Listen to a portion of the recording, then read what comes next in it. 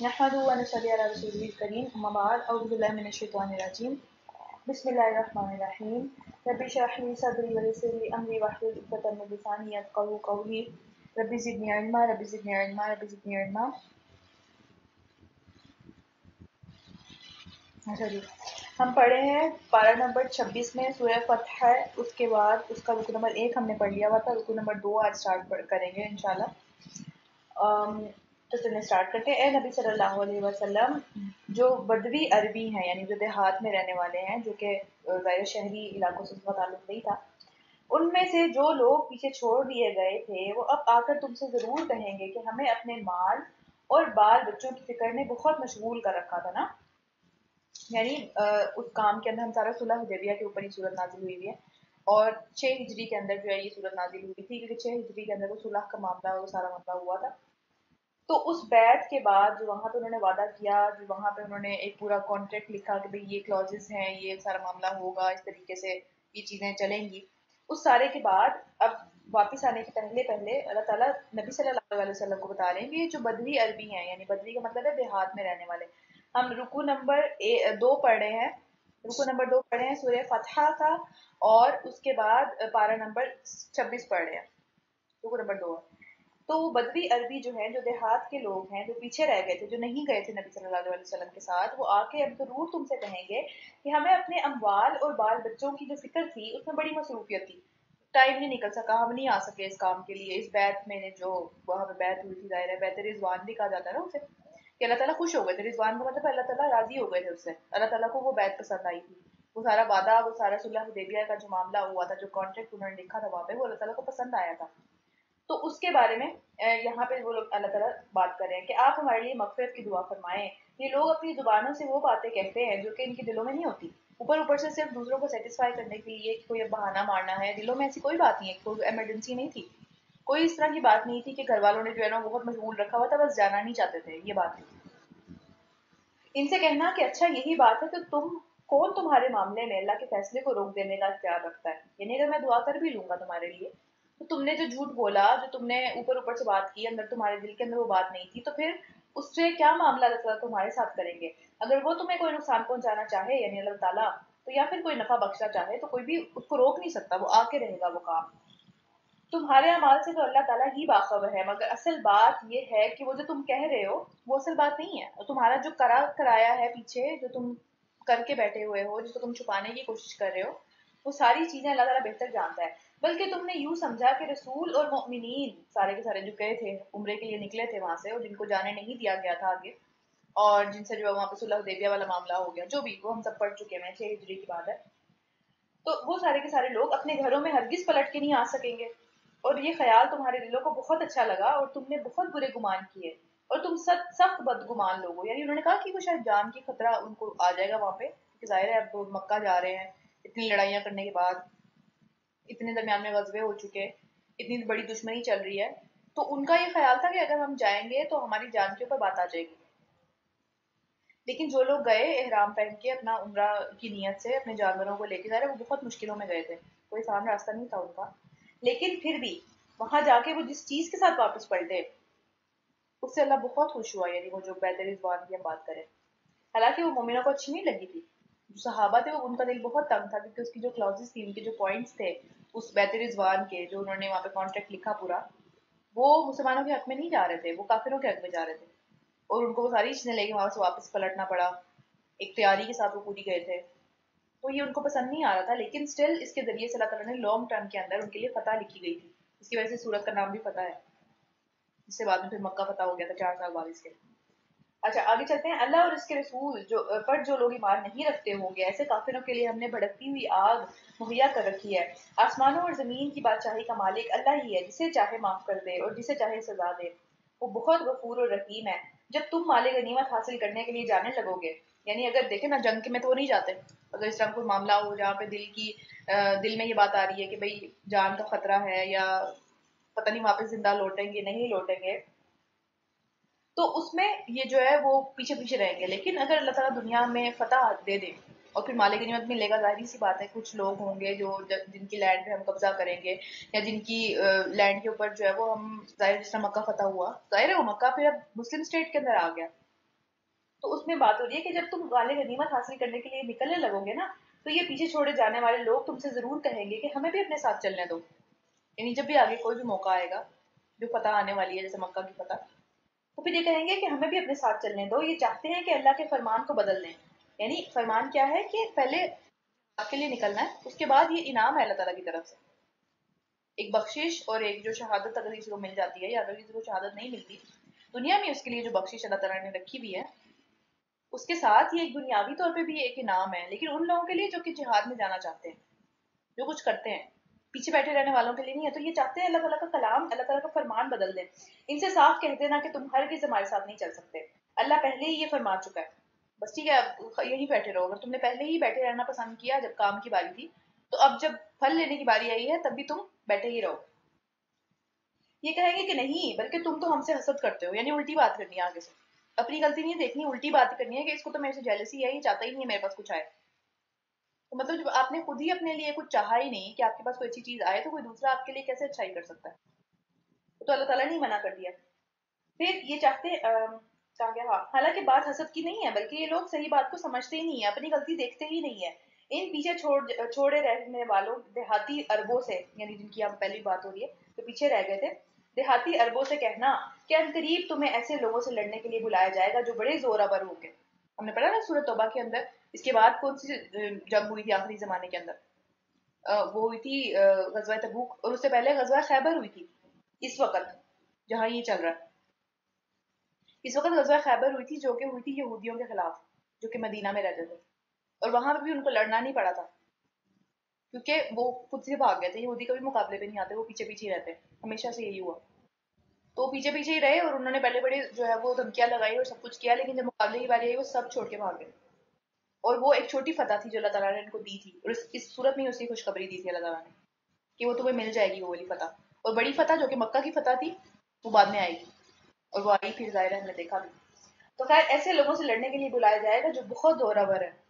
اس میں یہودی بھی ہو سکتے ہیں کیونکہ یہودیوں سے وہ لوگ امپریس تھے نا کہ ان کے پاس, کیونکہ یہودی اس وقت بھی اسلحہ بناتے تھے, آج بھی بناتے ہیں, ہمیشہ سے یہی کرتے ہیں. تو اس وقت بھی اسلحہ بناتے تھے, اسلحے کا کام کرتے تھے وہ لوگ, زرہیں بنانا اور یہ اپنے بچاؤ کی سامان بنانا, یہ سب کرتے تھے ہمیشہ سے, تب بھی کرتے تھے, ابھی بھی وہی کام کرتے ہیں. کیونکہ ظاہر ہے زندگی پیاری ہے نا, تو اس کو بچانے کے لیے کچھ نہ کچھ تو کرنا پڑے گا. تو ہمیشہ سے اس انڈسٹری میں یہودی رہے ہیں ہمیشہ, تو اس وقت بھی تھے. تو اس سے ان کو ڈر لگتا تھا کہ بھئی یہ تو بہت زیادہ کوئی سمجھ لیں تو طاقتور قوم ہے, ان کا مقابلہ ہم کیسے کریں گے.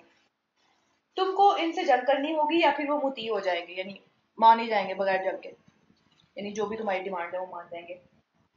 پھر کیا ہوگا کہ اگر تم نے جہاد کی اطاعت کی, جہاد کا جو حکم آیا اس کی اطاعت کی, تو اللہ تمہیں اس کا اچھا اجر دے گا. اور اگر پھر تم اس سے منہ موڑ گئے, جس طرح کہ تم پہلے بھی منہ موڑ کے جا چکے ہوئے ہو, یعنی عمرے کے لیے نہیں نکلے تھے یہ لوگ, تو اللہ تعالیٰ تم کو دردناک سزا دے گا. ہاں اگر اندھا اور لنگڑا اور مریض جہاد کے لیے نہ آئے تو ان کے لیے کوئی حرج نہیں ہے, پھر ٹھیک ہے چلو ان کے پاس ایک ایکسکیوز ہے ان کے لیے, ورنہ تو وہ جاتے, ان کی نیت خراب نہیں کی. جو کوئی اللہ اور اس کے رسول صلی اللہ علیہ وسلم کی اطاعت کرے گا, اللہ اسے جنتوں میں داخل کرے گا جن کے نیچے نہریں بہ رہی ہوں گی, اور جو منہ پھیرے گا اسے اللہ تعالیٰ سخت دردناک قسم کا عذاب دے گا. اللہ تعالیٰ ہم سب کو اس عذاب سے بچائے. رکو نمبر 3 سٹارٹ کرتے ہیں سورہ فتح کا. اللہ مومنوں سے خوش ہو گیا جب وہ درخت کے نیچے تم سے بیعت کر رہے تھے. یہ بیعت رضوان ہے نا, یہاں پہ جو ہے وہ رضوان اللہ تعالیٰ کا حاصل ہوا انہیں, اللہ تعالیٰ ان سے راضی ہو گیا. دیکھیے نقد رضی اللہ, اللہ تعالیٰ راضی ہو گیا ان سے, تو ان کو اللہ کا رضوان حاصل ہوا. اچھا, ان کے دلوں کا حال اس کو معلوم تھا, اس لیے اس کے اوپر انہوں نے, ان لوگوں کے اوپر اللہ تعالیٰ نے اطمینان نازل کر دیا, سکینت نازل کر دی. دلوں میں یہ چل رہا تھا کہ یہ کیا ہو رہا ہے, دلوں میں خوش نہیں تھے وہ اس معاہدے سے, لیکن چونکہ نبی صلی اللہ علیہ وسلم کا حکم تھا, اللہ کا حکم تھا, وہ مانے ہوئے تھے. لیکن دل جو ہے وہ دیکھ رہے تھے کہ بھئی ہمارا نقصان ہے, لیکن اللہ تعالیٰ نے اپنی رحمت سے ان کے دلوں کے اندر سکینت نازل کر دی. ان کو انعام میں قریبی فتح بخشی, یعنی وہ جو غزوہ خیبر ہوا وہاں پر, وہ بھی لڑائی نہیں ہوئی تھی, کچھ نہیں ہوا تھا اس میں, اور صرف جو ہے وہ یہ لوگ گئے ہیں, اس کا محاصرہ کیا انہوں نے, اور وہاں سے بھاگ گئے, سب کچھ چھوڑ چھاڑ کے, اپنے اسلحہ, اپنا ہر چیز بہت چھوڑ کے بھاگ گئے. تو سب چیزیں جو ہے وہ مال غنیمت کے طور پر مسلمانوں کو مل گئی تھی. یہ اونٹ کے ساتھ ہوا تھا, اور بہت سا مال غنیمت انہیں عطا کیا جسے وہ عنقریب حاصل کریں گے, یعنی یہ قریبی فتح اللہ تعالیٰ نے حاصل کی, اللہ تعالیٰ نے دی. اللہ زبردست اور حکمت والا ہے, اللہ تم سے بکثرت اموال غنیمت کا وعدہ کرتا ہے جسے تم حاصل کر کے رہو گے, یعنی جب مکہ فتح ہوگا آگے چل کے. پھر اس کے بعد فوری طور پر تو یہ فتح اس نے تمہیں عطا کی, اور لوگوں کے ہاتھوں تمہارے خلاف ہاتھ اٹھنے سے روک دیے, یعنی کیونکہ وہ بہت زیادہ سازشیں کر رہے تھے یہود جو تھے نا. اب ظاہر ہے کہ مکہ والے جو تھے وہ تو چپ ہو کے بیٹھ گئے اتنی جنگوں کے بعد. اب یہود کو مسئلہ پڑنے لگا کہ اب کون ان کو ختم کرے گا. تو وہ خود سے سازشیں کرنے لگے دور دور جا کے. یہاں پہ وہ بات ہو رہی ہے تاکہ مومنوں کے لیے ایک نشانی بن جائے اور اللہ سیدھے راستے کی طرف تمہیں ہدایت بخشے. اس کے علاوہ دوسری اور غنیمتوں کا بھی وعدہ وہ تم سے کرتا ہے, دوسری اور فتح کا بھی وعدہ وہ تم سے کرتا ہے جو آگے چل کے آنے والی ہیں, جن پر تم ابھی قادر نہیں ہوئے ہو, تم ابھی نہیں دیکھ رہے ہو, ابھی تمہیں لگ بھی نہیں رہا یہ ہوگا, لیکن اللہ تعالیٰ نے وعدہ کیا ہے وہ ہو کے رہے گا. اور اللہ نے ان کو گھیر رکھا ہے, اللہ ہر چیز پر قادر ہے. یہ کافر لوگ اگر اس وقت تم سے لڑنے کے لیے آتے تو پھر یقیناً پیٹ پھیر کر بھاگ جاتے. یعنی ان کی بات ہو رہی ہے غزوہ خیبر نے یہود کی, انہوں نے لڑائی نہیں کی تھی. اور کوئی حامی و ناصر اپنا نہیں پاتے. یہ اللہ کی سنت ہے جو پہلے سے چلتی چلی آ رہی ہے, یہ ہمیشہ ہی ایسے بھاگتے ہیں. اور پھر اللہ کی سنت میں کوئی تبدیلی نہیں پاؤ گے. وہی ہے جس نے مکہ کی وادی میں ان کے ہاتھ تم سے اور تمہارے ہاتھ ان سے روک دیے, حالانکہ وہ تم پر غلبہ حاصل کر چکا تھا. یعنی وہ جو کفر والا سارے تھے وہ غلبہ حاصل, ایک تو جنگوں کے اندر انہوں نے غلبہ بھی حاصل ہوا جیسے غزوہ احد کے اندر, مکہ والوں کی بات ہو رہی ہے. تو ہوا بھی انہیں غزوہ مطلب غلبہ حاصل, لیکن سٹل کسی نہ کسی طریقے سے وہ اب ایک جو ہے وہ معاہدے کے اوپر آ گئے. معاہدہ اسی سے کیا جاتا ہے جس کو ہم ایکول سمجھتے ہیں, ورنہ تو جنگ ہوتی ہے. اگر میرے سامنے کوئی فضول سا بندہ آ کے میری چیزوں کے اوپر اٹیک کرے تو میں آگے سے لڑوں گی اس سے, لیکن اگر وہ طاقتور ہو اور میں اس کی طاقت کو تسلیم کرتی ہوں, پھر میں ٹیبل پہ بیٹھ کے بات کروں گی, کیونکہ میں پنگا لینا افورڈ نہیں کر سکتی.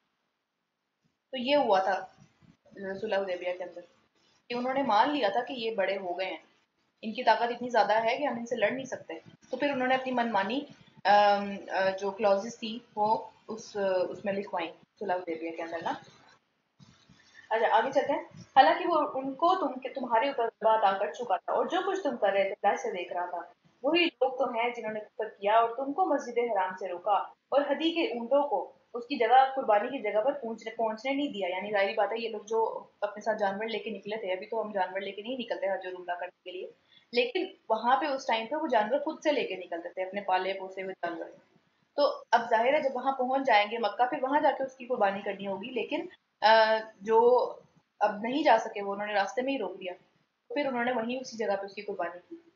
وہ واپس نہیں, ظاہر نیت کی وجہ سے وہ قربانی کرنی پڑتی ہے نا, تو پھر وہ قربانی انہوں نے وہیں پہ کر دی تھی.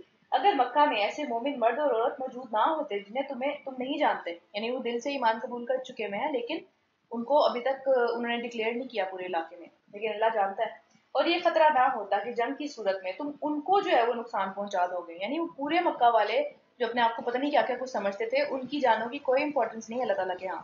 صرف وہ چند لوگ جو کہ ایمان لے کے آ چکے تھے ان کی وجہ سے وہ بچے میں. تو ہمیں بھی یہ چیز سوچنی چاہیے کہ ایک پوری سوسائٹی کے اندر کچھ لوگ اس طرح کے ہونے چاہیے جو کہ اللہ تعالیٰ کے ساتھ بالکل سنسیئر ہوں, ان کی وجہ سے مطلب عذاب ٹلتا رہتا ہے کچھ نہ کچھ. تو اللہ تعالیٰ ہم سب کو ان لوگوں میں سے کریں. اور اس پر تمہارے اوپر حرف آئے گا, یعنی ظاہر ہے پھر تم سے لوگ آ کے کہیں گے کہ بھئی تم نے تو اپنے مسلمانوں کو ہی مار دیا, تم نے تو اپنے مسلمانوں کے اوپر ہی جنگ امپوز کر دی. تو پھر اس کے علاوہ تاکہ اللہ تعالیٰ اپنی رحمت جس کو چاہے داخل کر لے, یعنی ابھی مہلت ہے کہ جو چاہے ایمان لے آئے, ابھی وہ جنگ نہیں آئی. وہ مومن الگ ہو گئے ہوتے تو اہل مکہ میں سے جو لوگ کافر تھے ہم انہیں ضرور سخت سزا دیتے, لیکن صرف ان چند مومنین کی وجہ سے ان کے اوپر عذاب نہیں آیا اس ٹائم پہ جنگ کا. اور پھر یہی وجہ ہے کہ جب ان کافروں نے صلح حدیبیہ میں یعنی کہ کرنے کی کوشش کی سب کچھ, اور اس کے بعد اللہ نے اپنے رسول اور مومنوں پر سکینت نازل فرما دی, کیونکہ وہ معاملہ آسان نہیں تھا, وہ معاملہ بہت مشکل تھا.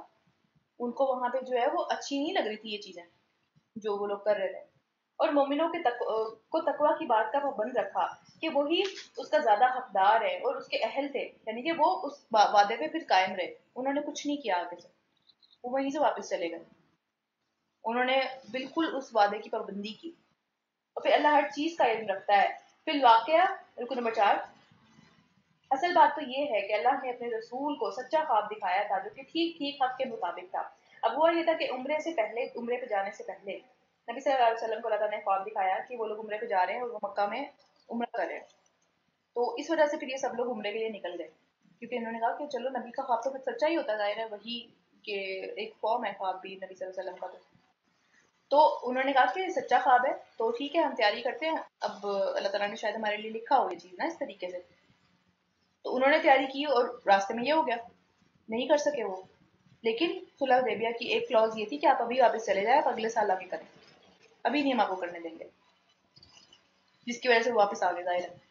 تو خیر اس پہ پھر کیا ہوا کہ مسلمانوں کے اندر جو غیر کمزور ایمان والے تھے ان کے اوپر یہ بات بہت زیادہ بری گزری کہ بھائی نبی کا خواب تو سچا ہوتا ہے، تو یہ کس طرح کی بات ہوئی، یہ کیا ہو گیا ہمارے ساتھ. تو یہاں پہ اللہ تعالیٰ ان کی طرف سے بات کریں کہ اصل میں اللہ تعالیٰ نے اپنے رسول کو بالکل سچا خواب دکھایا تھا جو کہ ٹھیک ٹھیک حق کے مطابق تھا. تم انشاءاللہ ضرور مسجد حرام میں پورے امن کے ساتھ داخل ہوگے. ابھی تو پھر بھی ڈر تھا نا کہ بھئی وہ لوگ کچھ کہنا دیں، لیکن اب وہ وعدے کے پابند رہیں گے تو پورے امن کے ساتھ داخل ہوگے. اپنے سر منڈواؤ گے اور اپنے بال ترشواؤ گے اور تم پر کوئی خوف نہیں ہوگا اس ٹائم پہ. وہ اس بات کو جانتا تھا جسے تم نہیں جانتے تھے، اس لیے وہ خواب پورا ہونے سے پہلے اس نے تمہیں یہ قریبی فتح عطا کی. قریبی فتح، فتح خیبر کی بات ہو رہی ہے. اس کے علاوہ یہ جو صلح ہوئی ان کی آپس میں، وہ بھی ایک فتح ہے کیونکہ اس کی وجہ سے اگلے سال یہ لوگ حج کرنے عمرہ کرنے کے لیے گئے اور وہاں پہ وہ لوگ ان کو کچھ نہ کہہ سکے. بے شک ان کو بہت برا لگ رہا تھا سب کچھ ہوتا ہو، لیکن اسٹل انہوں نے کچھ نہیں کہہ سکے تھے. وہ ظاہر سی بات ہے کیونکہ وعدے کے پابند رہنا پڑا، کیونکہ ایک سال یہ لوگ وعدے کے پابند رہے تھے. تو اللہ تعالیٰ کی حکمت ہوتی ہے ہر چیز میں. اور وہی اللہ ہے جس نے اپنے رسول کو ہدایت اور دین حق کے ساتھ بھیجا ہے تاکہ اس کو پوری دین کے اوپر غالب کر دے. غالب آنے والا دین یہ دین اسلام ہے ہر چیز کے اوپر، اور اس حقیقت پر اللہ کی گواہی ہی کافی ہے کہ یہ غالب آ کر رہے گا. آج ہم دیکھتے ہیں کہ نہیں ہے، پھر بھی محمد صلی اللہ علیہ وسلم اللہ کے رسول ہیں اور جو لوگ ان کے ساتھ ہیں وہ کفار پر بہت سخت ہیں. مطلب سختی سے پیش آتے ہیں کفار کے ساتھ جب ان کا کوئی اس طرح کا معاملہ ہوتا ہے کہ کفار کے ساتھ کوئی جنگ کا معاملہ ہو جاتا ہے. اور آپس میں بہت رحیم ہے، ایک دوسرے کے ساتھ بہت اچھے رہتے ہیں. تم جب دیکھو گے تو وہ تم انہیں پاؤ گے کہ وہ رکوع کر رہے ہیں، سجدہ کر رہے ہیں، اللہ کے فضل کے کام کر رہے ہیں، اللہ کے خوشنودی کی طلب میں ادھر ادھر کچھ نہ کچھ کرتے رہتے ہیں ہر وقت. ان کی زندگی میں ہر وقت جب بھی تم انہیں دیکھو گے وہ کچھ نہ کچھ اس طرح کے کام میں مصروف ہوں گے. یا تو وہ تسبیح بیان کر رہے ہوں گے، یا وہ نمازیں پڑھ رہے ہوں گے، یا وہ اللہ تعالیٰ کی خوشنودی حاصل کرنے کے لیے جو ہے وہ ادھر ادھر کہیں نہ کہیں کچھ نہ کچھ کر رہے ہوں گے. وہ فارغ نہیں بیٹھے ہوتے. اچھا اس کے بعد سجود کے اثرات ان کے چہرے پر موجود ہیں جن سے وہ الگ الگ پہچانے جاتے ہیں. اچھا اب اس کا جو ہے نا ایک مطلب یہاں پہ ہماری سوسائٹی میں لیا جاتا ہے، وہ کالا سا جو نشان ہوتا ہے نا، وہ اکثر لوگ اپنے منہ پہ خود بھی کالک مل کے بنا لیتے ہیں کہ بھئی میں تو بہت نمازی اور پرہیزی ہوں، پتہ نہیں کیا. وہ نہیں ہے یہاں پہ اس کا مطلب. اس کا مطلب ہے کہ جو سجدے زیادہ کرتا ہے اس کے منہ پہ ایک نور ہوتا ہے، ایک سکون ہوتا ہے اس کے منہ کے اوپر جس سے وہ لوگ پہچانے جاتے ہیں. اس کی بات ہو رہی ہے، کالے نشان کی بات نہیں ہو رہی، تو پلیز اس کو نکال دیں دماغ سے. اچھا یہ ہے ان کی صفت تورات کے اندر، یعنی تورات میں بھی ایسے لوگوں کی یہی صفت بیان کی گئی ہے جو اللہ کے قریب ہوتے ہیں. اور پھر انجیل میں بھی ان کی مثال یوں ہی دی گئی ہے کہ گویا ایک کھیتی ہے جس نے پہلی کونپل نکالی اور پھر اس کو مضبوط کیا، اس کے تنا مضبوط ہوا اور پھر وہ تنا موٹا ہوا اور پھر وہ اپنے تنے کے اوپر کھڑی ہو گئی. یعنی آہستہ آہستہ وہ ان کا ایمان بڑھا بڑھا بڑھا اور ایک ایسا وقت آیا کہ وہ کسی بھی قسم کے طوفان کے آگے کھڑا ہو گیا. ایسا نہیں ہوا کہ وہ جو ہے نا اچانک سے پوری اس پہ پہنچے اور اس کے بعد وہیں سے گر گئے. ایسا نہیں. بہت مطلب انہوں نے جو ہے اپنا ٹائم لیا ہر چیز کے اندر اور وہ ایسے مقام پہ پہنچے کہ جہاں پہ وہ کسی بھی جو ہے طوفان سے ٹکرانے کے لیے تیار ہو گئے. اتنا ان کا موٹا ہو گیا تھا نا. کاشت کرنے والوں کو وہ خوش کرتی ہے وہ اس طرح کی کھیتی. ظاہر ہے خوش ہوتا ہے کہ بھائی میری محنت رنگ لائی ہے، تاکہ کفار ان کے پھلنے پھولنے پر جلیں، کیونکہ ان کو جس قسم کا اللہ تعالیٰ کی طرف سے سکون حاصل ہے دل کا، یا جس قسم کی نعمتیں اللہ تعالیٰ کی ان کے پاس ہیں، ان سے پھر غصہ آتا ہے دوسروں کو. اچھا اس کے بعد کیا ہے کہ اس گروہ کے لوگ جو ایمان لائے ہیں اور جنہوں نے نیک عمل کیے اللہ تعالیٰ نے ان کی مغفرت اور بڑے اجر کا وعدہ فرمایا ہے. اچھا آگے چلتے ہیں. یہ سورت ختم ہوگی. سورہ حجرات ہے، مدنی سورت ہے، یہ بہت آخر والی صورتیں ہیں. یہ والی سورت جو ہے بہت آخر میں نازل ہوئی تھی نبی صلی اللہ علیہ وسلم کی زندگی کی، اور مدنی سورت ہے، مدینہ میں نازل ہوئی ہے. اس میں بھی بہت سارے احکامات ہیں. چلے اسٹارٹ کرتے ہیں. اللہ کے نام سے شروع کرتے ہیں جو کہ بہت مہربان نہایت رحم کرنے والا ہے. اے لوگوں جو ایمان لائے ہو، اللہ اور اس کے رسول کے آگے پیش قدمی نہ کرو، اس سے آگے نہ بڑھنے کی کوشش کرو. کہ اللہ اور اس کے رسول نے جو بات کہہ دی اس کو نہیں کرنا ہے، اس سے آگے بڑھ کے نہیں کرنا. کہ اللہ کے نبی نے اتنا کیا، اللہ کے نبی کو نعوذ باللہ پتہ نہیں تھا، مجھے تو زیادہ پتہ ہے تو میں جو ہوں اس سے بھی بڑھ کے کچھ کروں. اللہ کے نبی کی سنت یہ نہیں ہے، اللہ کے نبی نے ہمیں یہ چیز نہیں سکھائی ہے، لیکن مجھے لگتا ہے یہ نیکی کا کام ہے تو میں آگے بڑھ کے یہ کام کروں. نہیں، یہ ایکسیپٹیبل نہیں ہے. تو پھر اور اللہ سے ڈرو، اللہ سے ڈر کے ہی نیکی کا کوئی کام کرنا ہے، کیونکہ وہ چیز ایکسیپٹ ہوگی جو کہ پہلی بات یہ نیت صاف ہو اس میں، اللہ کے لیے کر رہے ہو، اور دوسری بات یہ جو اللہ نے طریقہ بتایا اس کے اوپر چل کے کر رہے ہو. اپنی مرضی سے کوئی جو ہے نا وہ اپنے یہاں کوئی بلڈنگ نہیں کھڑی کر رہے ہم. اللہ نے جو طریقہ بتایا اسی کو فالو کرنا پڑے گا. اللہ سب کچھ جاننے والا اور حکمت والا ہے. اے لوگوں جو ایمان لائے ہو، اپنی آواز نبی کی آواز سے بلند نہ کرو اور نبی کے ساتھ اونچی آواز میں بات نہ کرو جس طریقے سے تم آپس میں ایک دوسرے سے باتیں کرتے ہو. کہیں ایسا نہ ہو کہ تمہارا سب کیا کرایا غارت ہو جائے اور تمہیں خبر بھی نہ ہو. یعنی ہم پیچھے بھی پڑ چکے ہیں نا اعمال ضائع ہونے کی بات، کہ اعمال ضائع ہو جاتے ہیں، اعمال ضائع ہو جاتے ہیں، ایسے کام نہیں کرنے کے اعمال ضائع ہو جاتے ہیں. یہ اگر نبی صلی اللہ علیہ وسلم کی رسپیکٹ نہیں کرتے اور ان کا نام اونچی اونچی آوازوں میں لیتے ہیں جیسے ہم آپس میں باتیں کرتے ہیں، ہم اس طریقے سے ہی پکارتے ہیں نبی صلی اللہ علیہ وسلم کو نام لے لے کے اونچی اونچی آواز میں بدتمیزی کے ساتھ، تو اعمال ضائع ہو جائیں گے جتنی بڑی مرضی نیکیاں ہوں. تو یہاں پہ جو مومن تھے، جو سارے مدینہ میں رہنے والے تھے، وہ تو ایسا نہیں کرتے تھے، انہوں نے کبھی ایسا نہیں کیا. لیکن جو دیہات کے لوگ تھے، بدوی تھے، وہ چونکہ باہر سے آتے تھے اور وہ اونچی اونچی آواز میں بول رہے ہوتے تھے اور باہر کھڑے ہو کے نبی صلی اللہ علیہ وسلم کے حجرے کے باہر، حجرات ہے نا دیکھیں یہاں پہ اس کا نام، تو خیر حجرے کے باہر اونچی اونچی آواز میں جو ہے وہ باتیں کر رہے ہوتے تھے، اونچی اونچی آواز میں نبی صلی اللہ علیہ وسلم کو چیخ چیخ کے پکار رہے ہوتے تھے کہ باہر آئے، ہم بہت دور سے آئے ہیں، ہمیں جو ہے وہ واپس جانا ہے تو ہمیں جلدی سے بتائیں یہ بات. تو اس پہ اللہ تعالیٰ نے کہا، منع کیا ان کے کام کرنے سے کہ یہ اس طرح سے نہیں کرنا. اور اس کے علاوہ کچھ مفسرین یہ بات کہتے ہیں کہ نبی صلی اللہ علیہ وسلم کی موجودگی کے اندر جب وہ موجود ہیں وہاں پہ تو اونچی اونچی آواز میں ایک دوسرے سے بھی بات نہ کریں. مطلب یہاں پہ جس طرح لکھا ہوا ہے نا کہ تم آپس میں ایک دوسرے سے باتیں کرتے ہو ان کی موجودگی میں، تو اونچی اونچی آواز میں بدتمیزی کے ساتھ ایک دوسرے سے بھی بات نہ کریں کیونکہ نبی صلی اللہ علیہ وسلم کی ایک رسپیکٹ ہے. تو اسی طرح کچھ مفسرین یہ کہتے ہیں کہ نبی صلی اللہ علیہ وسلم کے روزے کے اوپر بھی چینا چپٹی مار کٹائی اور یہ اونچی اونچی چیخنا، بس یہ وہاں پہنچ جائیں کسی طریقے سے، بس پتہ نہیں وہاں جا کے تو جنت مل جائے گی اور کوئی چیز کا لحاظ ہی نہیں ہے. اور وہاں پہ جو معاملات ہو رہے ہوتے ہیں، جو دھکم پیل لگی ہوئی ہوتی ہے، وہ تو خیر دیکھا ہی ہے میں نے خیال ہے. تو یہ ہم نبی صلی اللہ علیہ وسلم کی رسپیکٹ کر رہے ہیں ان کی موجودگی میں، کس طرح کی حرکتیں ہیں. اس سے اللہ تعالیٰ نے منع فرمایا ہے ہمیں بہت شدید، کیونکہ کہیں ایسا نہ ہو کہ کیا کرایا سب غارت ہو جائے اور پتہ بھی نہ چلے. اتنی مشکلوں سے ہم اتنے پیسے لگا کے حج یا عمرہ کرنے کے لیے جاتے ہیں اور وہاں جا کے ایسی حرکتیں کرتے ہیں، تو اس سے اللہ تعالیٰ نے منع فرمایا ہوا ہے. جو لوگ رسول اللہ صلی اللہ علیہ وسلم کے حضور باتیں کرتے ہیں اپنی آواز پست رکھتے ہیں، نیچی رکھنی چاہیے اپنی آواز. یہ نہیں کہ اتنی اونچی اونچی آواز میں نبی صلی اللہ علیہ وسلم کے سامنے بول رہی ہوں یا روزے پہ کھڑے ہو کے میں اتنی اونچی اونچی آواز میں چیخ چیخ کے دوسروں کو بلا رہی ہوں یا اس طریقے سے. یہ طریقہ نہیں ہے وہاں پہ جانے کا. ایک رسپیکٹ ہے اس جگہ کی اور نبی صلی اللہ علیہ وسلم کی پریزنس کی ایک رسپیکٹ ہے، اور اس وقت بھی تھی. اور نبی صلی اللہ علیہ وسلم خود سے نہیں کہتے تھے، دیکھیں اللہ تعالیٰ آیتیں نازل کر رہے ہیں نبی صلی اللہ علیہ وسلم کے لیے کہ تم لوگ نبی صلی اللہ علیہ وسلم کی رسپیکٹ کرو، کرنی پڑے گی ورنہ سب ضائع ہو جائے گا.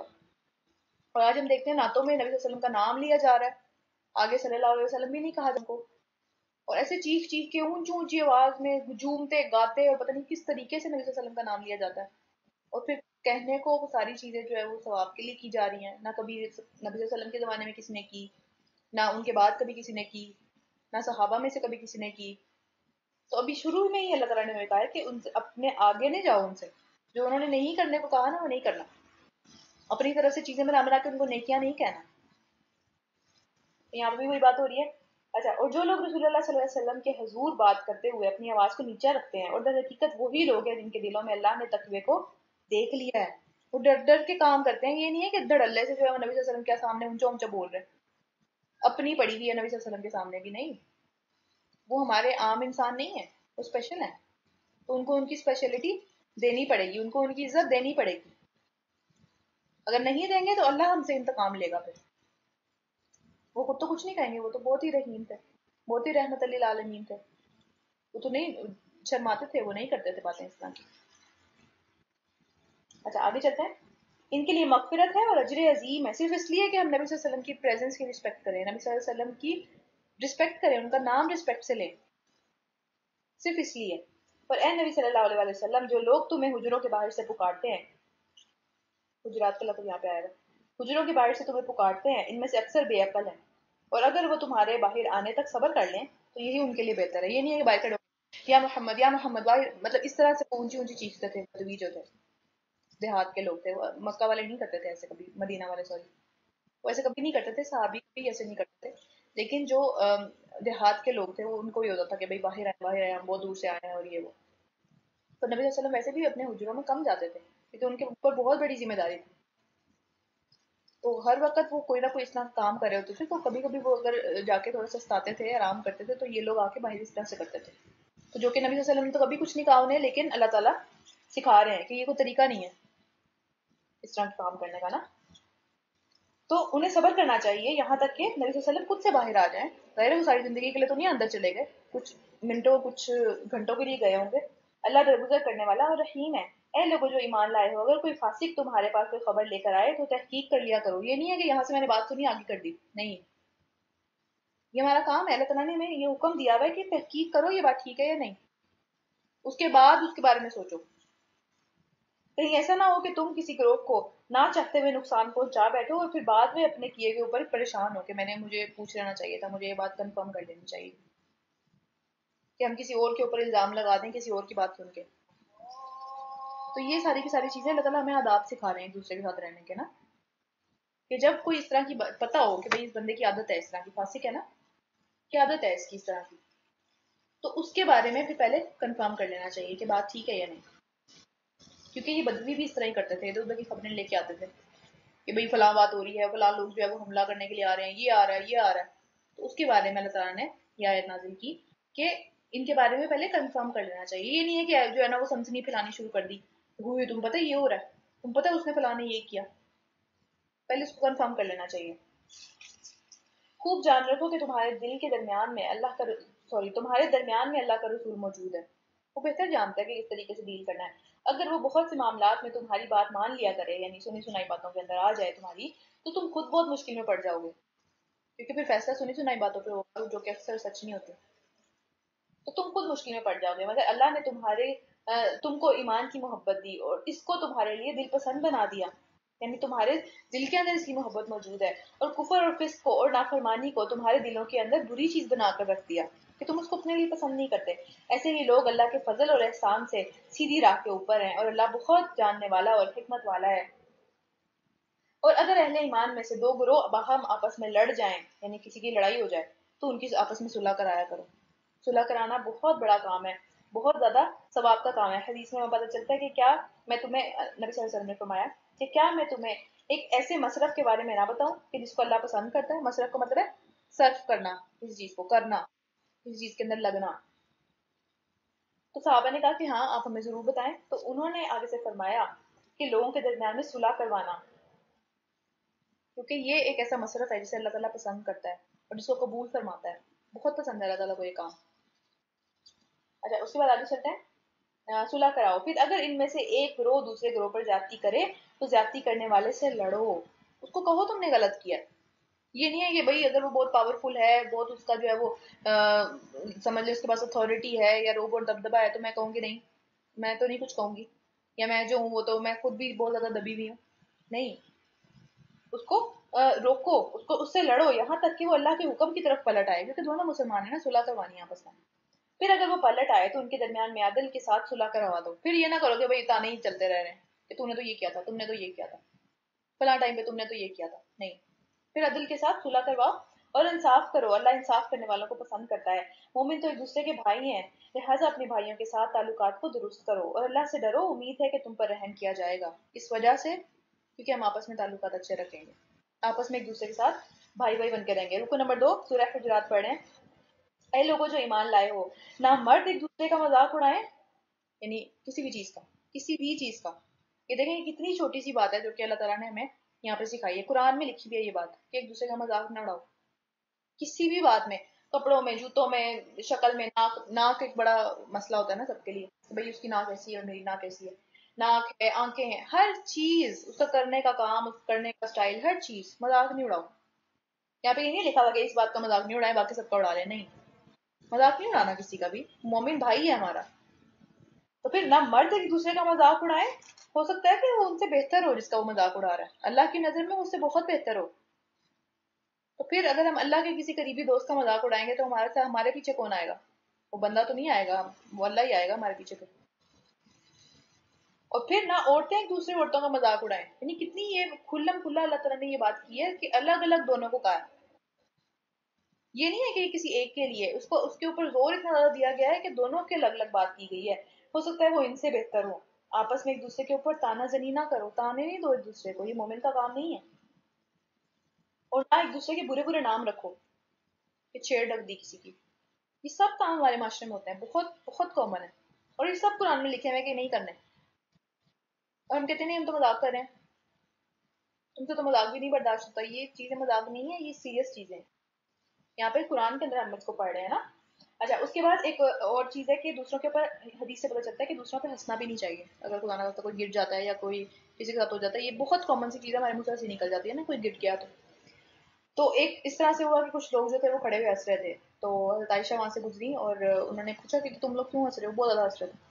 تو انہوں نے کہا کہ فلاں بندہ جو ہے وہ اس طریقے سے نا گر گیا. تو حضرت عائشہ نے کہا کہ تم نہ مت ہنسو، کیونکہ نبی صلی اللہ علیہ وسلم سے میں نے سنی ہے بات کہ وہ یہ کہتے تھے کہ اگر کوئی بندہ گرتا بھی ہے نا یا کسی کو ایک کانٹے برابر بھی چوٹ لگتی ہے تو اس کے بدلے میں اس کے درجات بلند ہوتے ہیں. تو اس کے تو درجات بلند ہو گئے، تم مذاق اڑا رہے ہو تو تم تو گناہ گار ہو رہے ہو اس کے اوپر پھر. تو دوسرا بندہ امبیرس فیل کرے گا، دوسرا بندہ برا فیل کرے گا، اس کے تو درجات بلند ہو گئے اس کے بدلے میں، وہ تو ثواب کما گیا. پیچھے کون پھنسا؟ مذاق اڑانے والے یا ہنسنے والے وہی پھنسیں گے نا، باقی تو کوئی نہیں پھنسے گا. پھر کیا ہوا؟ اچھا اس کے بعد کیا ہے کہ ایک اور حدیث سے ہمیں پتہ چلتا ہے کہ انسان کے بدترین ہونے کے لیے یہی بات کافی ہے کہ وہ اپنے آپ کو بہترین سمجھے اور اپنے بھائی کو حقیر سمجھے. میں چاہوں میرا بھائی جو ہے وہ کیونکہ بھائی ہی ہے، وہ آپ جو مرضی کر لیں، وہ اسلام میں آپ کا بھائی ہی ہے. چاہے میں اس کو اون کرتی ہوں چاہے میں اس کو ڈس اون کرتی ہوں، میری مرضی ہے وہ، لیکن وہ میرا بھائی ہی ہے. تو اپنے بھائی کا مذاق اڑا کے میں ہی بری بنوں گی، کوئی اچھا نہیں بنے گا. اچھا اس کے بعد کیا ایک اور حدیث ہے، یہاں پہ ہم نے تانے کی بات پڑھی ہے نا کہ ایک دوسرے کو تانا نہ دو اور ایک دوسرے کو برے برے نام نہ رکھو. تو حدیث سے ہمیں پتہ چلتا ہے کہ مومن جو ہے وہ تانا زنی نہیں کرتا کبھی بھی، اس کی عادت نہیں ہوتی تانے دینے کی دوسروں کو. اچھا اس کے بعد کیا ہے کہ ایمان لانے کے بعد فسق میں نام پیدا کرنا بہت ہی بری بات ہے. یعنی ایمان ہم سب لے آئے ہیں، ہم سب ایمان والے ہیں یہاں پہ جو پڑھ رہے ہیں ہم سے، اور ظاہر ہے جو بعد میں بھی سنیں گے سبھی ایمان والے ہیں، لیکن پھر بھی اس کے بعد بھی فسق میں نام پیدا کرنا بہت ہی بری بات ہے. یہ سب کام کر کے ہم فسق کی طرف جاتے ہیں، برائی کی طرف جاتے ہیں، گناہ کی طرف جاتے ہیں، تباہی کی طرف جاتے ہیں. جو لوگ اس روش سے باز نہیں آئیں گے وہی ظالم ہیں. تو ہمیں آج نہیں تو کل اس سے باز آ جانا چاہیے فوراً سے پہلے. اے لوگوں جو ایمان لائے ہو بہت زیادہ گمان کرنے سے پرہیز کرو، کیونکہ بعض گمان بھی گناہ ہوتے ہیں. یعنی ہر وقت 24 گھنٹے بس دوسروں کے بارے میں یہی سوچتے رہنا کہ اس نے یہ اس لیے کیا، اس نے وہ اس لیے کیا. ہر وقت ہمارے دماغ میں کچھ نہ کچھ گمان ہی چل رہا ہے دوسروں کے لیے. تو اللہ تعالیٰ نے ہمیں روکا ہے اس چیز سے. بے شک اللہ تعالیٰ ہماری سوچوں کے اوپر ہمیں نہیں پکڑتے، لیکن کچھ سوچیں اتنی بری ہوتی ہیں، اتنی بری ہوتی ہیں کہ اس کے اوپر پکڑ بھی ہو جاتی ہے. یعنی عمل کے اوپر جج ہوتا ہے نا یا پھر بولنے کے اوپر، لیکن کچھ سوچوں پہ بھی پکڑ ہو جاتی ہے کہ وہ بہت ایکسٹریم پہ چلی جاتی ہیں. تو اس لیے اتنا گمان نہیں کرنا چاہیے، دماغ کو صاف رکھنا چاہیے. یہاں پہ اللہ تعالیٰ بتا رہے ہیں کہ اے لوگوں جو ایمان لائے ہو بہت زیادہ گمان کرنے سے پرہیز کرو. اتنا نہیں کرنا چاہیے، ٹھیک ہے کچھ کچھ باتیں آتی ہیں دماغ میں لیکن اس پہ بھی روکنے کی کوشش کرنی چاہیے. بعض گمان گناہ ہو جاتے ہیں. جیسے عبداللہ ایک صحابی تھے، وہ انہوں نے ہمیں بتایا کہ جس کی چوری ہو جائے نا، فرض کریں کسی نے کسی کی چوری کر لی، تو اس وہ بدگمانی کی وجہ سے اس چور سے زیادہ بڑا گناہ گار بن جاتا ہے. کیونکہ وہ کہتا ہے اس نے چوری کی، اس نے چوری کی، ہاں وہ پہلے ہی میری چیز کے پیچھے تھا، اس نے تو پہلے ہی یہ چیز میرے اندر جو ہے وہ دیکھ کے رکھی ہوئی تھی، آج میری ذرا سی نظر ادھر سے ادھر ہوئی اس نے دیکھ لیا، ہاں وہ فلاں بندہ میرے گھر آیا تھا. تو یہ سارے معاملات نا بدگمانیاں ہی ہیں، اور یہ گناہ ہے، یہ اچھی بات نہیں ہے اس طرح کے وہم پالنا دوسروں کے وجہ سے. تو وہ چوری اتنا کبیرہ گناہ ہے، چوری یاد رکھیں، بڑا گناہوں میں سے ہے چوری. لیکن وہ گمان بدگمانی جو تھی اس کی وہ اتنی زیادہ ہوئی اس چوری کی وجہ سے کہ اس نے چور سے بھی زیادہ اوپر چلا گیا اپنے گناہ کے اندر، کہ اس نے ہر ایک پہ جو ہے وہ شک کرنا شروع کر دیا. اسی طرح عمر بن خطاب کہتے ہیں کہ لوگوں کے بارے میں باتیں کرنے والے سے بچو، کیونکہ یہ ایک بیماری ہے، اور اللہ کے جو ہے وہ ذکر اس کو کرنا شروع کرو کیونکہ یہ اس بیماری کا علاج ہے، لوگوں کے بارے میں باتیں کرنے کا نا. اچھا اس کے بعد ایک اور چیز ہے کہ ایک اور صحابی سے ہمیں پتہ چلتا ہے کہ انہوں نے کہا کہ ہمیں اس بات کا حکم دیا گیا ہے کہ ہم اپنے نوکر کو چیزیں گن کے دیں، ناپ اور تول کے دیں. اس لیے نہیں کہ ہمیں اس پہ شک ہے، یا اس لیے نہیں کہ ہمیں اس پہ کوئی اس طرح کا معاملہ ہے، نہیں، اس لیے تاکہ ہمارے دماغ میں غلط قسم کی گمان نہ آئے کہ میں نے اتنا دیا تھا اتنا وہاں پہنچ گیا، مجھے نہیں پتا یہ بندہ کیسا ہے، مجھے نہیں پتا یہ کس طرح سے ری ایکٹ کرے گا، تو میں اس کو اس سچویشن میں ڈالوں ہی نہ. تو اس چیز کا ہمیں حکم دیا گیا ہے کہ اپنے غلام کو، اپنے نوکر کو جو ہے وہ چیزیں ناپ تول کے دیں صحیح طریقے سے، تاکہ مجھے پتا ہو کتنی کوانٹٹی تھی. اور پھر میں یہ نہ سوچتا رہوں کہ پہلے میں نے خود نہیں گنا، پہلے میں نے خود اس کا حساب نہیں رکھا اور بعد میں مجھے لگا وہ کم ہے، ہاں فلاں کا تو کام ہی یہ ہے، اس نے تو یہی کیا ہوگا. یہ گمان ہے نا، یہ صحیح نہیں ہے گمان، تو ان سے بچنے کی کوشش کرنی ہے. اچھا اس کے بعد آگے چلتے ہیں. برے گمان کرنے سے پرہیز کرو، کیونکہ بعض گمان جو ہوتے ہیں وہ گناہ ہوتے ہیں. تو جاسوس نہیں کرو، جاسوسیاں نہیں کرنی چاہیے ہمیں. جو بندہ نہیں چاہتا کہ میری کوئی بات اسے پتہ چلے تو اسے پیچھے ہٹ جائے. ہمیں حدیث سے پتہ چلتا ہے کہ نبی صلی اللہ علیہ وسلم کے حجرے کے اندر سوراخ تھا، سوراخ تھے نا، جیسے ظاہر ہے برکس کے اندر یا جو بھی چیز سے وہ بنا ہوا تھا اس کے اندر تھوڑے تھوڑے سے سوراخ تھے. تو ایک بندہ جو تھا وہ اس کو اس میں سے دیکھ رہا تھا، دیکھنے کی کوشش کر رہا تھا. تو نبی صلی اللہ علیہ وسلم نے فرمایا، مطلب مجھے حدیث جو ہے وہ میں صحیح طرح سے کوٹ نہیں کر رہی، اس کا میں مفہوم بتا رہی ہوں کہ اگر وہ دوبارہ دیکھتا تو نبی صلی اللہ علیہ وسلم کا ارادہ یہ تھا کہ اس کی آنکھ پھوڑ دیتے، کیونکہ اس نے غلط کیا پہلے، اس نے پہلے غلط کیا اور پھر اس کا بدلہ یہ ہے کہ اس کی آنکھ پھوڑ دی جائے. اگر کوئی کسی کا لیٹر پڑھے، اگر کوئی کسی کے گھر میں جا کے، اس کو اجازت ہے کہ اس کو اس کی آنکھ پھوڑ دی جائے، اجازت ہے یہ دین میں ہمارے. کیونکہ یہ کام نہیں ہے، حرکتیں نہیں ہیں یہ کرنے والی.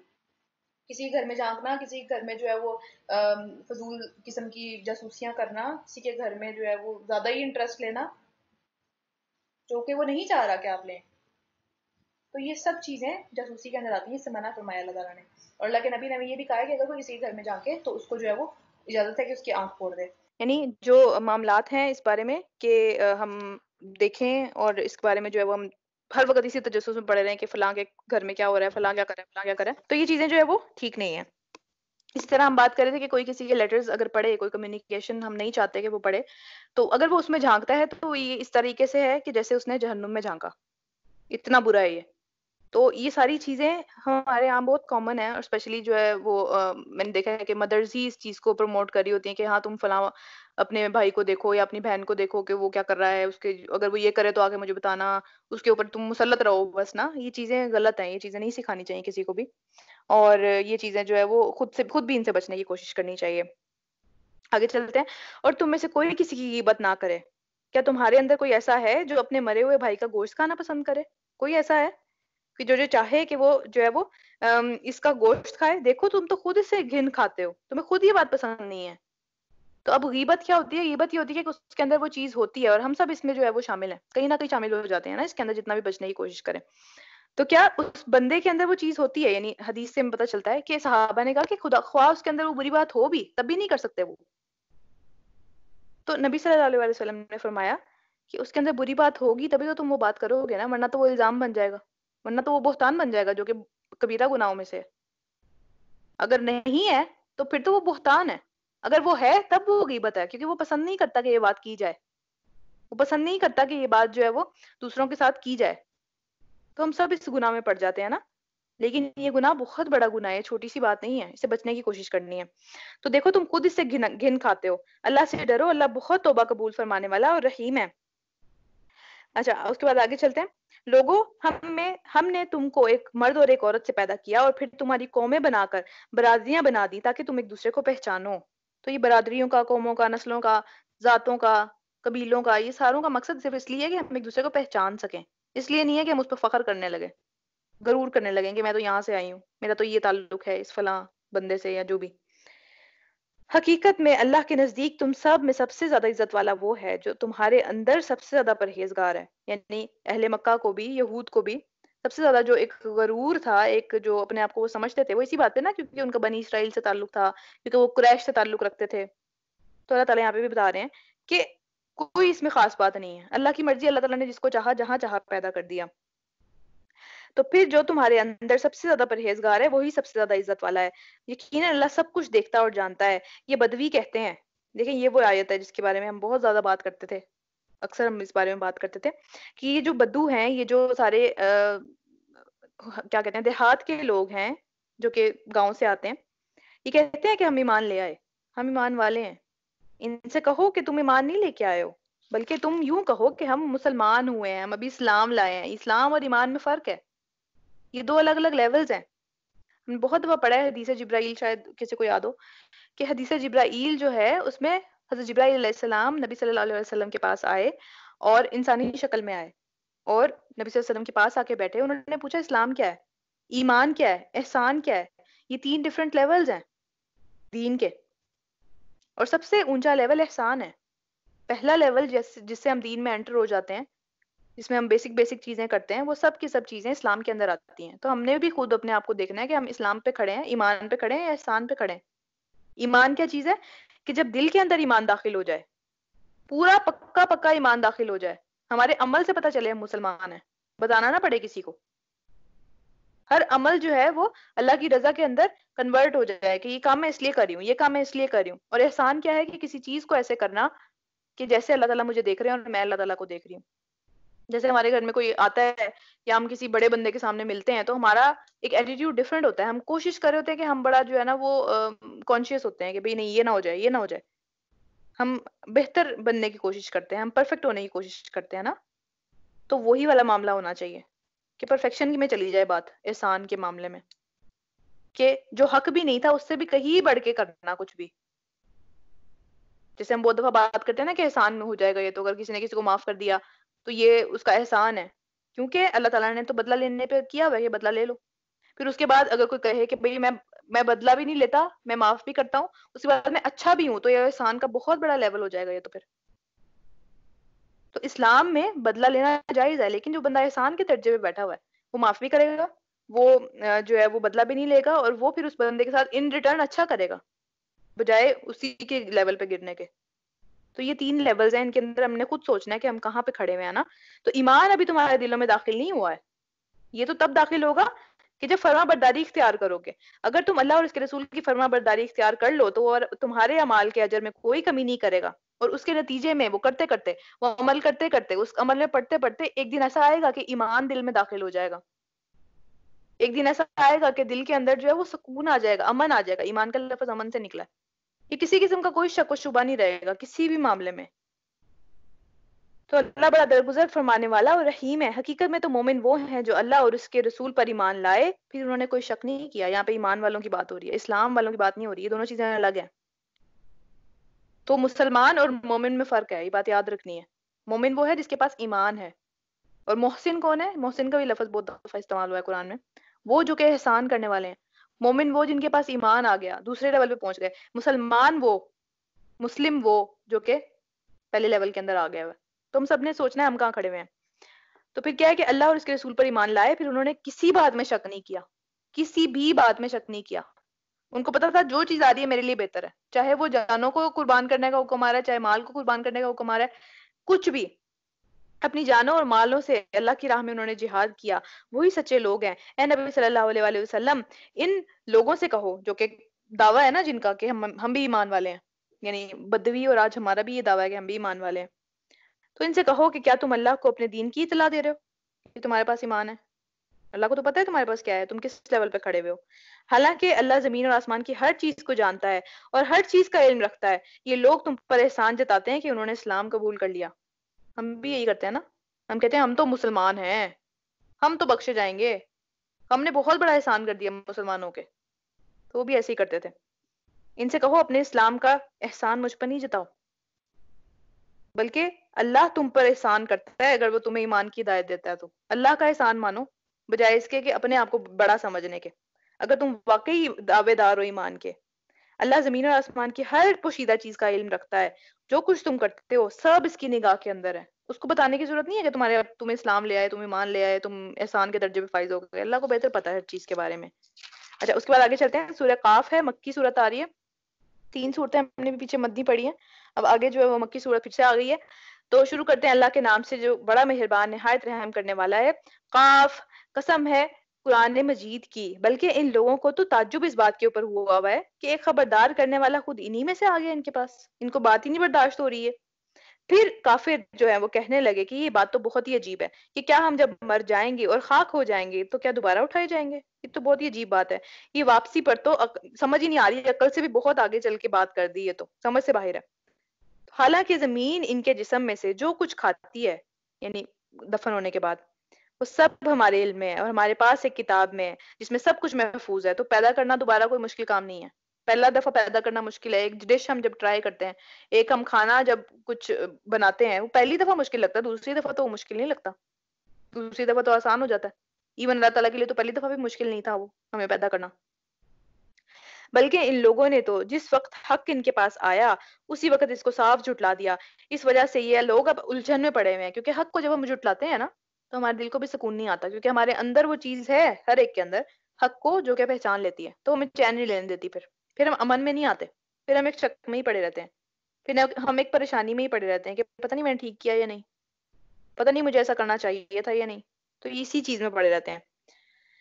اچھا تو کیا انہوں نے کبھی اپنے اوپر آسمان کو نہیں دیکھا کہ کس طریقے سے ہم نے اسے بنایا اور اسے خوبصورت بنا دیا پھر اس کے بعد ستاروں سے، چاند سے، اور اس میں کہیں بھی کوئی بھی ایسے کوئی سوراخ نہیں بنایا ہوا، کوئی ایسے کوئی پریشانی کوئی مشکل بات اس کے اندر نہیں ہے، اور زمین کو ہم نے بچھایا اور اس کے اندر پہاڑ جما دیے اور اس کے اندر ہر طرح کے خوشنما خوبصورت نباتات جو ہیں وہ اگا دی، ہر چیز آنکھیں کھولنے والی اور سبق دینے والی ہے ہر اس بندے کے لیے جو حق کی طرف رجوع کرنے والا، اس کو ہر جگہ سے اللہ تعالیٰ کی ذات تک رسائی مل جاتی ہے، وہ ہر جگہ سے اللہ تعالیٰ کی ذات تک پہنچ جاتا ہے، اور جس کو نہیں ملنی ہوتی، جو اندھا ہے، اس کو کہیں بھی کچھ نظر نہیں آتا۔ اور آسمان سے ہم نے برکت والا پانی نازل کیا، بارش کی بات ہو رہی ہے، بارش میں برکت ہے، اللہ تعالیٰ نے برکت رکھی ہوئی ہے، اس میں بیماریوں کا بھی علاج ہوتا ہے۔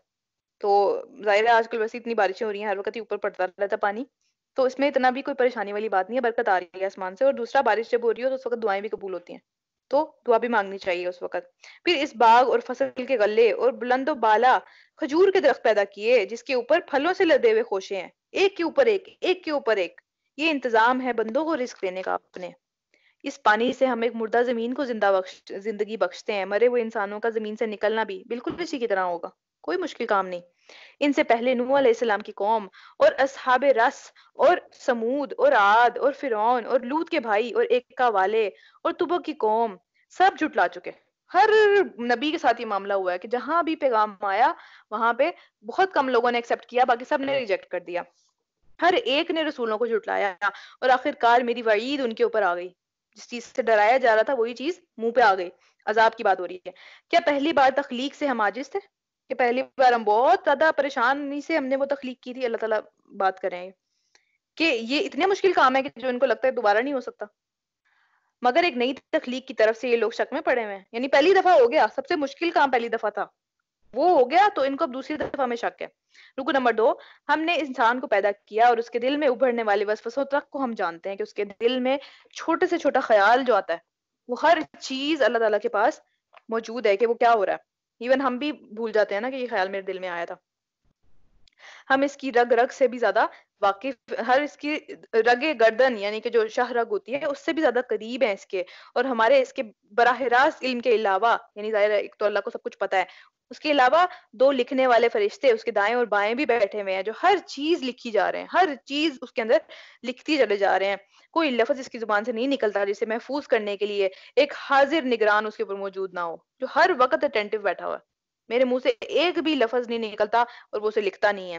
پھر دیکھو وہ موت کی جان کنی حق تک پہنچ گیا، مطلب ظاہر ہے موت آ گئی، موت کا وقت آ گیا، اور پھر یہ وہی چیز ہے جس سے تو بھاگتا تھا، یعنی جب وہاں پہ جو فرشتوں کو دیکھ لیا اور وہ سارا چیزیں، سارا پردہ جو غیب کا تھا وہ ختم ہو گیا، اور پھر سور پھونکا گیا، اور یہ وہ دن ہے جس کا تمہیں خوف دلایا جاتا تھا، یعنی ظاہر ہے اتنا دور نہیں ہے وہ دن بھی، بہت کم ہی ٹائم لگے گا وہ، ظاہر ہے تو پتہ نہیں کتنا ٹائم اللہ تعالیٰ ہی جانتے ہیں، لیکن ہمیں حدیث سے پتہ چلتا ہے، قرآن میں بھی ہم نے بہت دفعہ یہ چیز پڑھی ہے کہ جب وہ اٹھیں گے قیامت والے دن تو وہ کہیں گے کہ شاید ایک گھڑی یا دن کا کچھ حصہ ہم رہے ہیں قبروں میں، اللہ کے پتہ نہیں کتنے ہزاروں سالوں رہنا ہے ابھی۔ ہر شخص اس حال میں آ گیا کہ اس کے ساتھ ایک کھانگ کر لانے والا ہے اور ایک گواہی دینے والا اس کے اپنے اعمال کے اوپر، تو اس کو ہانک کر لے کے آیا جائے گا، جو نہیں آنا چاہتا وہ بھی اللہ کے سامنے کھڑا ہو جائے گا۔ اس چیز کی طرف سے تو غفلت میں تھا، ہم نے وہ پردہ ہٹا دیا جو تیرے آگے پڑا ہوا تھا، غیب کا پردہ، اور آج تیری نگاہیں خوب تیزی سے ہر چیز دیکھ رہی ہیں۔ اس کے ساتھی نے عرض کیا، یہ جو میری سپردگی میں تھا حاضر ہے، یعنی میں نے اس کے اوپر پوری نگرانی کی، سب چیزیں دیکھی، اور یہ آج آ گیا میرے سامنے، آج آپ کے سامنے آ گیا اللہ سبحانہ و تعالیٰ، تو حکم دیا گیا کہ پھینک دو جہنم میں ہر کٹے کافر کو جو حق سے بہت دشمنی رکھتا تھا، خیر کو روکنے والا تھا اور حد سے آگے بڑھا ہوا تھا، شک میں پڑا ہوا تھا اور اللہ کے ساتھ کسی دوسرے کو بھی خدا بنا کے بیٹھا ہوا تھا، ڈال دو اسے سخت ترین عذاب میں۔ اس کے ساتھی نے عرض کیا کہ اللہ تعالیٰ میں نے اس کو سرکش نہیں بنایا بلکہ یہ خود ہی پرلے درجے کا گمراہ پڑا ہوا تھا۔ اب یہ دیکھیں یہاں پہ جس کا ساتھی ہے وہ کون ہے؟ اس کا شیطان ہے جو ہے ہم سب کے ساتھ موجود ہے، اس کا کام ہمارے دماغوں کے اندر باتیں ڈالنا ہے، کرتے ہم خود ہیں، وہ نہیں کرواتا ہم سے، تو یہاں پہ دیکھیں مکر گیا کہ نہیں میں نے تو نہیں اس کو کہا تھا، اس نے تو خود کیا ہے، تو پھر یہ خود ہی پرلے درجے کی گمراہی میں پڑا ہوا تھا۔ جواب میں ارشاد ہوگا کہ میرے حضور جھگڑا نہیں کرو، میں نے تم کو پہلے ہی برے انجام سے بتا دیا ہوا تھا، میرا پیغام تم تک پہنچ گیا ہوا تھا، میرے ہاں بات پلٹی نہیں جاتی، اب فیصلہ ہو گیا، اور میں اپنے بندوں پر ظلم توڑنے والا نہیں ہوں، بندے خود ظلم کر کے آئے ہیں تو ان کے ساتھ ہی معاملہ ہوا ہے۔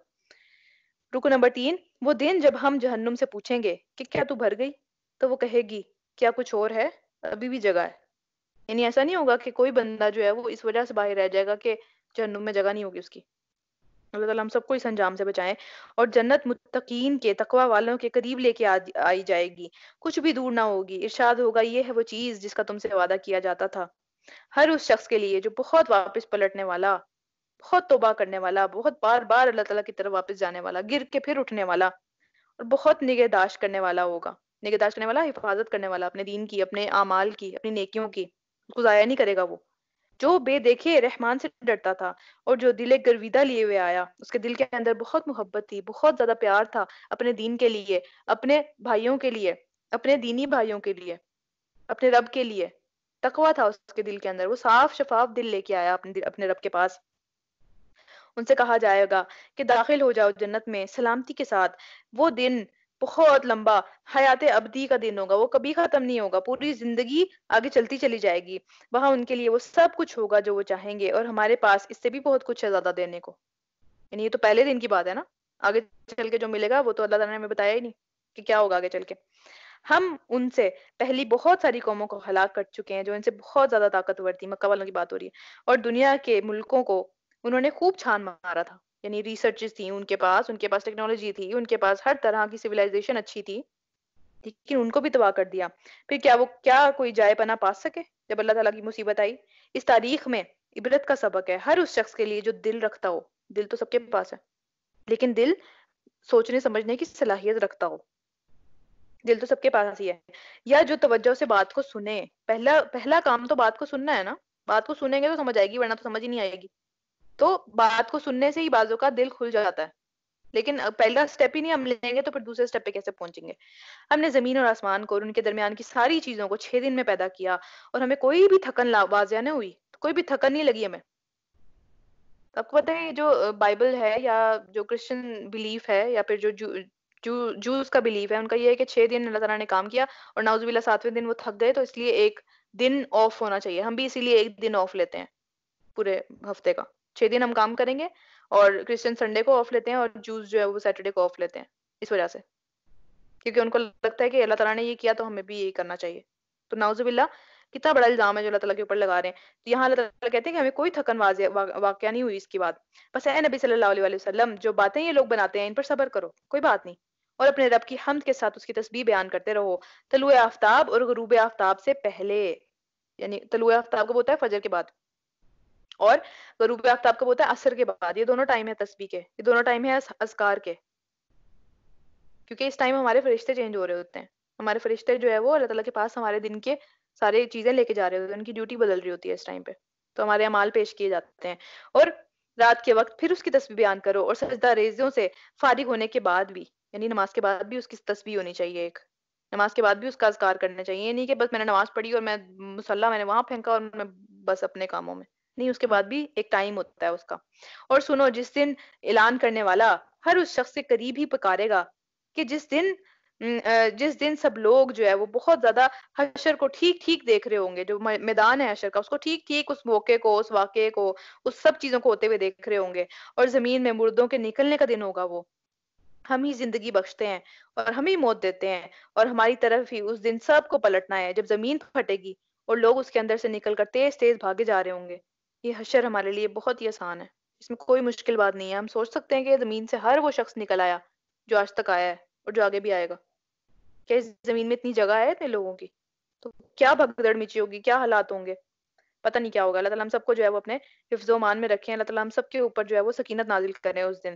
اے نبی صلی اللہ علیہ وسلم، جو باتیں یہ لوگ بنا رہے ہیں ہم انہیں خوب جانتے ہیں، اور تمہارا کام ان سے باتیں جبرن منوانا نہیں ہے کہ تم کہو کہ نہیں تمہیں میری بات ماننی ہی پڑے گی، ماننی ہی پڑے گی، ماننی ہی پڑے گی، نہیں، بس تم اس قرآن کے ذریعے سے ہر اس شخص کو نصیحت کرو جو میری تنبیہ سے ڈر جائے، بس اس کے علاوہ اگلا کام نہیں ہے۔ اگلا انجام ان کا کیا ہوگا، وہ کیا کریں گے، یہ ہمارا مسئلہ نہیں ہے۔ اگلی صورت ہے سورہ زاریات، مکی صورت ہے یہ بھی۔ شروع کرتے ہیں اللہ کے نام سے جو بڑا مہربان نہایت رحم کرنے والا ہے۔ قسم ہے ان ہواؤں کی جو کہ گرد اڑانے والی ہیں، زاریات کہتے ہیں انہیں، پھر پانی سے لدے ہوئے بارش اٹھانے والی ہیں، بادل لے کے، ہوا کے بل بوتے پہ چلتا ہے نا بادل بھی، پھر تیز رفتاری کے ساتھ چلنے والی ہیں، پھر ایک بڑا کام یعنی کہ بارش کرنے والی ہیں، بارش ہو کے رہتی ہے پھر اس کے بعد۔ حق یہ ہے کہ جس چیز کا تمہیں خوف دلایا جا رہا ہے وہ سچی ہے، اور اعمال کا جزا اللہ تعالیٰ ضرور ضرور وہ دن لے کے آئیں گے جب وہ پیش کیا جائے گا۔ قسم ہے ڈفرنٹ شکلوں والے آسمان کی، ہم دیکھتے ہیں نا آسمان کا، کبھی کوئی رنگ، کبھی کوئی رنگ، کبھی کس قسم کے بادل ہوتے ہیں، کبھی کس طرح کا لگ رہا ہوتا ہے، ہر روز ایک نئی شان ہوتی ہے، ہر روز ایک نئی بیوٹی ہوتی ہے، جس طرح چاند کی مختلف منزلیں ہیں، کبھی بھی وہ پچھلے دن جیسا نہیں ہوتا، ستارے ڈفرنٹ ڈفرنٹ جگہ بدلتے رہتے ہیں، تو آسمان اپنی جگہ بدلتا ہے۔ آسمان آخرت کے بارے میں تمہاری بات ایک دوسرے سے مختلف ہے، یعنی کوئی مانتا ہے کوئی نہیں مانتا، اس سے وہی انسان جو ہے وہ اس کا دماغ اس سے پھرتا ہے جو حق سے پھرا ہوا ہو، وہ اس بات پہ نہیں مانتا جو حق کو ہی نہیں مانتا، کیونکہ یہ تو حق ہے، انجام تک ہر چیز نے پہنچنا ہے، تو پھر ہم کیوں انجام تک نہیں پہنچیں گے، ہمارا بھی ایک انجام ہے۔ مارے گئے وہ سب کے سب لوگ جو کہ اپنی طرف سے حکم لگاتے ہیں، اپنی طرف سے باتیں کرتے ہیں، جو جہالت میں غرق ہیں اور غفلت میں پورے مدہوش ہو چکے ہوئے ہیں، ان کو سمجھ ہی نہیں آ رہا کہ کون سی چیز ٹھیک ہے کون سی چیز غلط ہے۔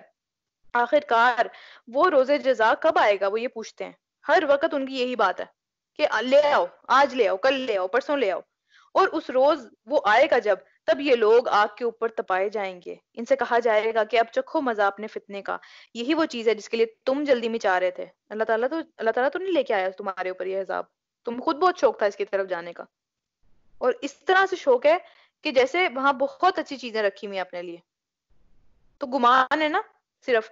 البتہ جو اللہ سے ڈرنے والے ہوں گے وہ اس روز باغوں اور چشموں میں ہوں گے، جو کچھ ان کا رب انہیں دے گا وہ اسے خوشی خوشی لے رہے ہوں گے، بہت زیادہ خوش اور شادان ہوں گے، اور وہ اس دن کے آنے سے پہلے نیکوکار تھے، وہ اس کے لیے جلدیاں نہیں مچاتے تھے، وہ اس کے لیے جو ہے نا وہ بڑھ بڑھ کے باتیں نہیں کرتے تھے، ان کو غرور نہیں تھا کہ بھئی میں تو مجھے کوئی مسئلہ نہیں ہوگا، نہیں، وہ ڈرتے تھے اللہ تعالیٰ سے، راتوں کو کم ہی سوتے تھے، پھر وہی رات کے پچھلے پہروں میں اللہ سے معافی مانگتے تھے، استغفار کرتے تھے، اور ان کے مالوں میں حق تھا سائل اور محروم کے لیے، وہ صرف اپنے لیے نہیں کماتے تھے، ان کے اندر سے، ان کے مال کے اندر سے حصہ رکھتے تھے وہ لوگوں کا۔ سائل کون ہوتا ہے؟ سوال کرنے والا، اور محروم جس کو ملا نہیں ہوا، جو سوال نہیں کرا لیکن اس کے پاس ہے نہیں۔ زمین میں بہت سی نشانیاں ہیں یقین لانے والوں کے لیے، اور خود تمہارے اپنے وجود میں بہت ساری نشانیاں ہیں، کیا تم کو سوچتا نہیں، سمجھ نہیں آتی؟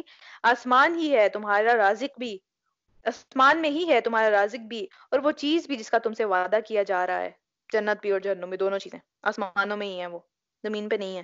تو قسم ہے آسمان اور زمین کے مالک کی، یہ بات حق ہے، ایسے ہی یقینی جیسے تم بول رہے ہو، جیسے تم بولتے ہو نا، اتنا ہی یقینی ہے یہ بھی، کوئی اس میں اتنی زیادہ بڑی بات نہیں ہے، اور اس میں کوئی بھی اتنی واضح اور اتنا شک والی بھی بات کوئی نہیں ہے، جیسے اگر تم ایک بات کر کے اس کے اوپر ڈٹ جاتے ہو میں نے کہا ہے تو اتنی ہی بات ہے یہ بھی آ کے رہے گی۔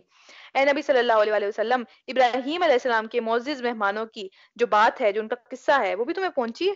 کون آیا تھا ان کے پاس؟ ان کے پاس فرشتے آئے تھے، جب وہ ان کے ہاں آئے تو کہا آپ کو سلام ہے، آپ پر سلامتی ہے، اس نے کہا آپ کو بھی سلام ہے، وعلیکم السلام کہا انہوں نے، تو پھر کچھ نا آشنا لوگ ہیں، جانتے نہیں تھے حضرت ابراہیم انہیں کہ وہ کون ہے، پھر وہ چپکے سے اپنے گھر والوں کے پاس گیا اور اپنا ایک بہت موٹا تازہ بھنا ہوا بچڑا لا کے مہمانوں کے آگے پیش کر دیا، مطلب جانتے نہیں ہیں لیکن ان کی مہمان نوازی۔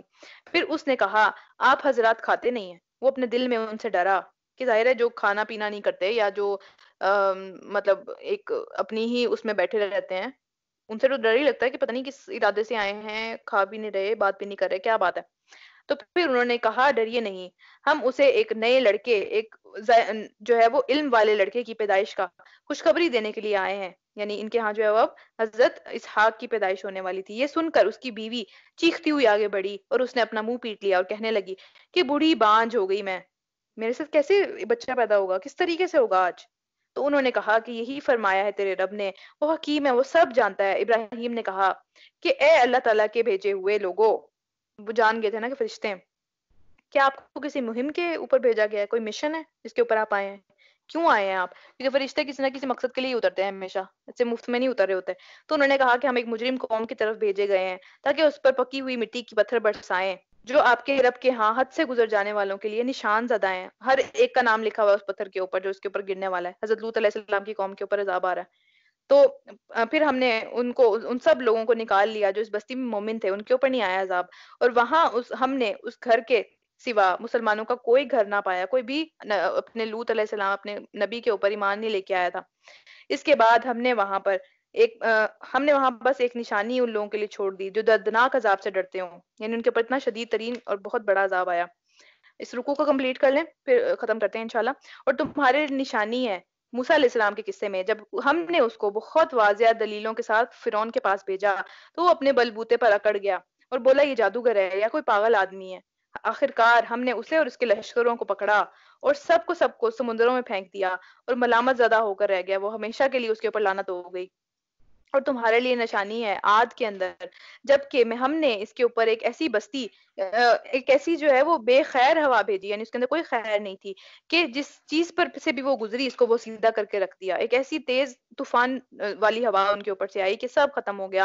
اور تمہارے لیے نشانی ہے سمود کے اندر، کہ جب ان سے کہا گیا تھا کہ ایک خاص وقت تک مزے کر لو، مگر اس تنبیہ کے اوپر بھی ان کو پتہ چل گیا کہ بھئی اب عذاب آنے والا ہے، اس تنبیہ کے اوپر بھی انہوں نے اپنے رب کے حکم سے جو ہے وہ آگے چلے گئے، اس رب کو ماننا نہیں ہے، رب کے حکم کو۔ آخرکار ان کے دیکھتے ہی دیکھتے اچانک ٹوٹ پڑنے والا عذاب ان کے اوپر آ گیا، پھر نہ ان میں سے کسی کو اٹھنے کی ہمت ہوئی اور نہ ہی وہ اپنا بچاؤ کر سکے۔ اور ان سب سے پہلے ہم نے نوح علیہ السلام کی قوم کو ہلاک کیا، کیونکہ وہ سب کے سب فاسق لوگ تھے، حد سے بڑے ہوئے لوگ تھے۔ اس کو یہیں پہ ختم کرتے ہیں، آگے انشاءاللہ کل پڑھیں گے۔ ربنا تقبل منا انک انت السمیع العلیم وتب علینا انک انت التواب الرحیم۔